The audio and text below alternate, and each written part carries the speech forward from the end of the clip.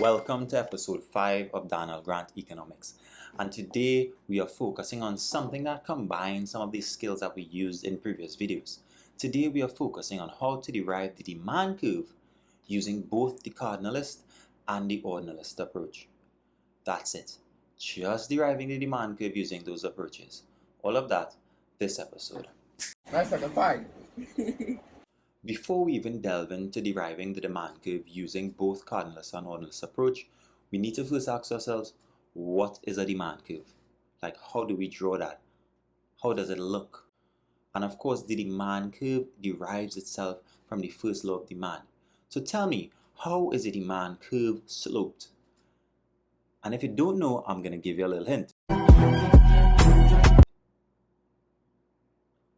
Correct, all right? A demand curve is firstly, it's sloped downward. What is it telling you when it's sloped downward?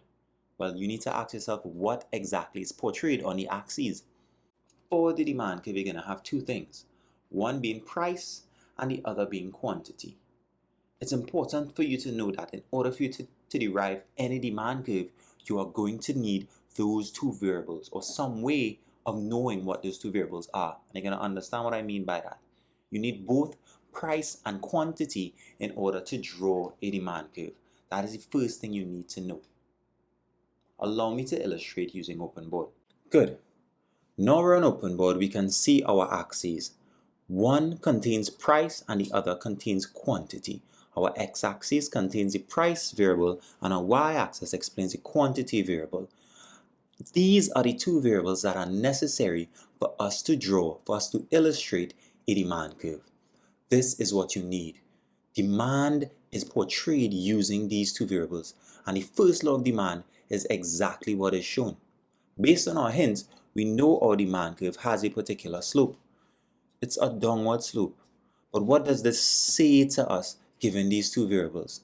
This red line here is illustrating the negative relationship between price and quantity. It is illustrating the first law of demand. And just think about it for yourself. What is your favorite good? Whether you're into drinking Prime, whether you like boba tea, whether you like ramen, these items, if the price of it were to go down significantly, wouldn't you buy more of it? And of course, the opposite is the same. If the price of all these things go up, would you buy less of it? Isn't that true? And that is what this demand curve is illustrating. Do not be tricked. Sometimes I have students that I think they get flustered and they may just illustrate the demand curve as something that slopes upward in the confusion. But no, think about it thoroughly. It is displaying to you this fundamental relationship. As price goes up, quantity demanded, the quantity demanded that corresponds to each price is going down. First we wanted 4, now we want 3. When the price is 5, we only want 1. Ceteris paribus, you are going to demand less. And that is all our demand curve is trying to illustrate. But please remember, what you need to draw a demand curve is price and quantity, or some way of figuring out or mapping something that is related to price and quantity. You can understand what I mean when we move into understanding our approaches. So let's do that next. Great. Let us now dive into deriving the demand curve using our Cardinalist approach. Now, the first thing we need to remember is, in Cardinalist approach, we utilize the concept of utility. Total utility being one of them and marginal utility being the other. And what we stated is that as you consume more and more of a commodity, a good or service, you reap less and less marginal utility. Stop. What do you mean by that? As we go back to the example, the first bottle of water was the best one in your life. The second one was nice. The third one was a bit overbearing. You are deriving less and less marginal utility as you consume more and more of this particular good. It's called the law of diminishing marginal utility. Now what we are assuming here is that your willingness to pay for something must be equal to the benefit you derive from attaining the good or service. Again, your willingness to pay for it must be at least equal or more to the benefit derived from consuming this good. But what indicates your willingness to pay? How much you're willing to pay for it? This, in essence, illustrates that your marginal utility must be equal to the price of the good. And that's a big statement here. It is stating that your MU is equal to your price. And we can show that on open board. Using the same axis here, we have MU. And what do you know about marginal utility? As you consume more and more units of a good or service, what is happening or what would happen to marginal utility? When you get that first bottle of water, the marginal utility is the highest. As you consume a second one, it's a bit lower. Third one, it's a bit lower. Fourth, fifth, and so on and so forth. If you connect these lines, you can see here where we have a downward sloping line. The game breaker here is knowing that for cardinalist approach, you are assuming that price is equal to your marginal utility. Because as we said, the benefit of consuming this good, the utility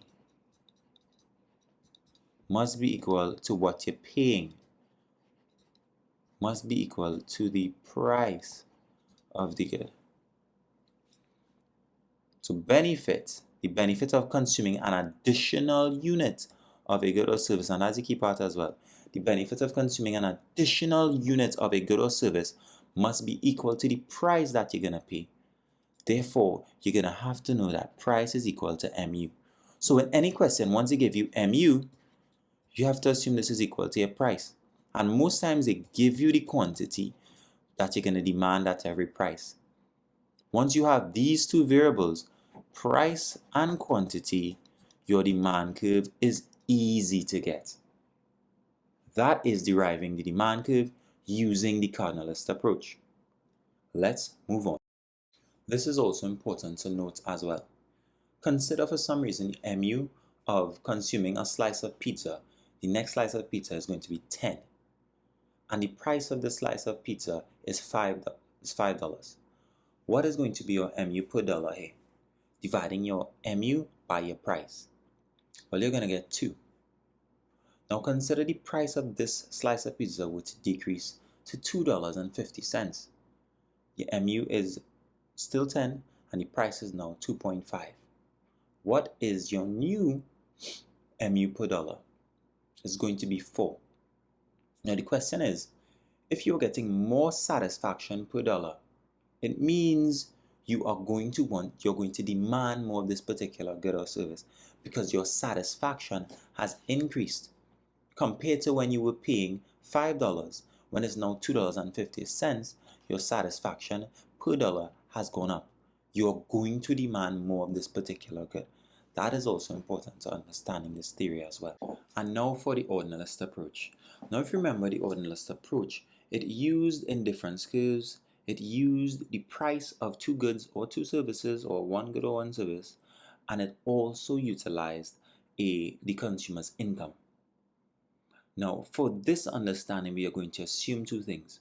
We're going to assume that the price of one of the goods stays constant, and we are going to assume that the consumer's income is also constant. Let's go on to open board. Now we're on open board to see our typical ordinalist equilibrium. We know in ordinalist approach, our equilibrium point here is where our MRS is equal to our price ratio. And as I said, in order to understand this, remember the assumptions, alright? Now we assume that the price of good X has decreased. Now, if the price of a good decreases, what happens to this graph here? What happens to the budget line? Well, it shifts outward. And in order to illustrate that, we use a green line. It stays the same in the same position with regards to good Y, but when it comes to good X, that budget line pivots outward. And if the price of good X were to fall again, it happens again. It pivots outward again. What's important to note here is that at each pivot of the budget line, and let me label that correctly, BL2, BL1, BL3. What you need to know is when that budget line pivots outward, you're going to encounter new equilibriums for the consumption of both good X and good Y. Now the question is here, as you can see, what happens when the price of good X falls? Well, naturally, for the price of any good, once it falls, you're going to have a change in the quantity that you are consuming.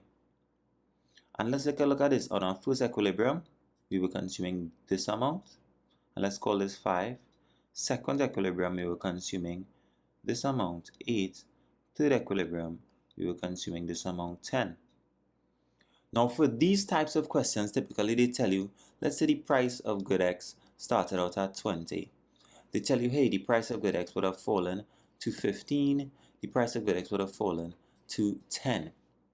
Now, if they give you this price, and based on this graph, you could actually determine the quantities.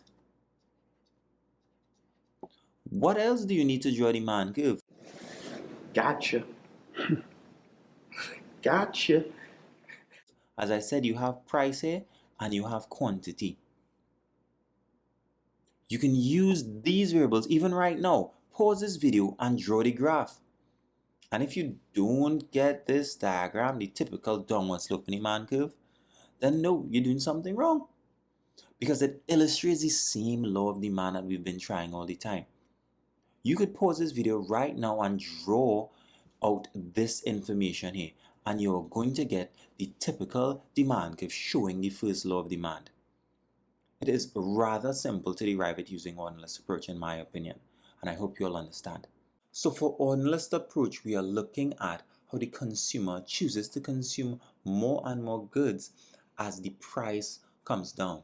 And if you remember, when the price of something goes down and that budget line pivots outward, consumers get to consume on higher indifference curves.